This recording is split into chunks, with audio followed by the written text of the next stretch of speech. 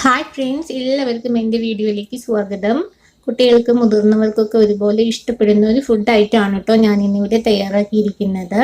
എന്താണ് തയ്യാറാക്കിയതെന്ന് വെച്ചാൽ നൂഡിൽസ് ആണ്. എഗ്ഗ് വെച്ചിട്ടുള്ള എഗ്ഗ് നൂഡിൽസ് ആണ് ഞാനിവിടെ തയ്യാറാക്കിയിരിക്കുന്നത്.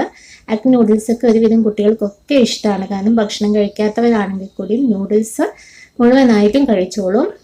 ഞാനിവിടെ മാഗിയുടെ തന്നെ നൂഡിൽസ് ആണ് എടുത്തിരിക്കുന്നത്. ഈ നൂഡിൽസിൻ്റെ ഉള്ളിൽ തന്നെ ഇതിൻ്റെ മസാലയും ഉണ്ടായിരിക്കും, പാക്കറ്റ് മസാല ഉണ്ടായിരിക്കും. പക്ഷെ നമ്മൾ ഈ നൂഡിൽസ് തയ്യാറാക്കുമ്പോൾ ഈ പാക്കറ്റ് മസാല ഉപയോഗിക്കുന്നതിന് പകരം നമ്മുടെ വീട്ടിലുള്ള ഗരം മസാലയോ അതുപോലെ ചിക്കൻ മസാലയോ എന്തെങ്കിലും ഉപയോഗിച്ചാൽ മതി. ടേസ്റ്റ് മേക്കറിന് വേണ്ടിയിട്ട് മോണോസോഡിയം ഗ്ലൂട്ടമേറ്റ് ചേർക്കുന്നതുകൊണ്ട് തന്നെ അത് ആരോഗ്യത്തിന് അത്ര നന്നല്ല. ഞാനിവിടെ മാഗി നന്നായിട്ട് പൊടിച്ചെടുത്തിട്ടുണ്ട്. അതിനുശേഷം ഞാനിവിടെ ഒരു പാത്രത്തിലേക്ക് 2 കോഴിമുട്ടയാണ് പൊട്ടിച്ചൊഴിച്ചിരിക്കുന്നത്. ഇനി നമുക്ക് ഈ കോഴിമുട്ടയിലേക്ക് ആവശ്യത്തിനുള്ള ഉപ്പും അതോടൊപ്പം തന്നെ കുരുമുളക് പൊടിയും ചേർത്ത് കൊടുത്തിട്ടുണ്ട്. ഇത് രണ്ടും ചേർത്ത് കൊടുത്തതിന് ശേഷം നന്നായിട്ട് തന്നെ നമുക്കിതൊന്ന് മിക്സ് ചെയ്തിട്ടെടുക്കാം. ഇനി ഇതിലേക്ക് ഞാൻ കുറച്ച് മല്ലിച്ചപ്പ് ചെറുതായിട്ട് അരിഞ്ഞിട്ട് അതുകൂടി ഇട്ട് കൊടുക്കുന്നുണ്ട്. അത് ഇട്ടിട്ട് നന്നായിട്ട് തന്നെ കലക്കിയെടുക്കാം. ഇനി കലക്കിയെടുത്ത ഈ കോഴിമുട്ട ഞാൻ ഇവിടെ ഒരു പാനിലേക്ക് വെളിച്ചെണ്ണ ഒഴിച്ച് ചൂടാക്കിയ ശേഷം അതിലേക്ക് ഞാൻ ഇത് ഒഴിച്ചു കൊടുത്തിട്ടുണ്ട്. ഒഴിച്ചു കൊടുത്തതിന് ശേഷം നമുക്കത് നന്നായിട്ട് തന്നെ മിക്സ് ചെയ്തിട്ട് നന്നായിട്ട് തന്നെ നമുക്കത് ചെറുതാക്കി ചിക്കി പൊരിച്ചെടുക്കണം. ഞാനിതാ ഇവിടെ കോഴിമുട്ടയൊക്കെ കൂടെ നന്നായിട്ട് ഫ്രൈ ചെയ്തെടുത്തിട്ടുണ്ട്. ഇനി നമുക്ക് വേറൊരു പാൻ വെച്ച് കൊടുക്കാം. ഈ പാൻ ചൂടായിട്ട് നമുക്ക് ഇതിലാണ് നൂഡിൽസ് തയ്യാറാക്കുന്നത്. വെളിച്ചെണ്ണ ഒഴിച്ച് ചൂടായ ശേഷം ഞാൻ ഇവിടെ കടുക് പൊട്ടിച്ചെടുത്തിട്ടുണ്ട്. കടുക് പൊട്ടിച്ചെടുത്തതിന് ശേഷം ഞാൻ ഇതിലേക്ക് ഒരു വെല്ലുള്ളി കട്ട് ചെയ്തതും അതുപോലെ തന്നെ ഒരു പച്ചമുളക് കട്ട് ചെയ്തതും കൂടി ഇട്ട് കൊടുക്കുന്നുണ്ട്.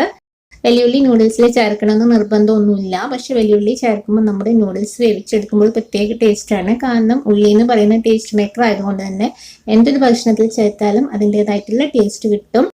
ഇനി നമുക്ക് ഈ ഉള്ളി ഒന്ന് പെട്ടെന്ന് വഴന്ന് വരുന്നതിന് വേണ്ടിയിട്ട് നമുക്ക് സ്വല്പം ഉപ്പുപൊടി ചേർത്ത് കൊടുക്കാം.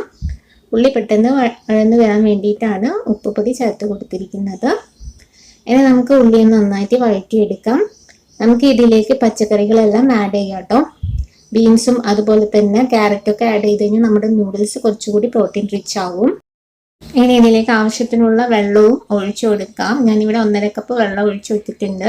ഇനി ഇത് വേവിക്കുന്നത് ആവശ്യമായിട്ടുള്ള ഉപ്പ് ഞാൻ ഇതിലേക്ക് ഇട്ട് കൊടുത്തിട്ടുണ്ട്. ഇതിലേക്ക് മസാലയായിട്ട് ഞാൻ ചേർത്തിരിക്കുന്നത് ചിക്കൻ മസാലയാണ്. 1 ടീസ്പൂൺ ചിക്കൻ മസാല ചേർത്തിട്ടുണ്ട്.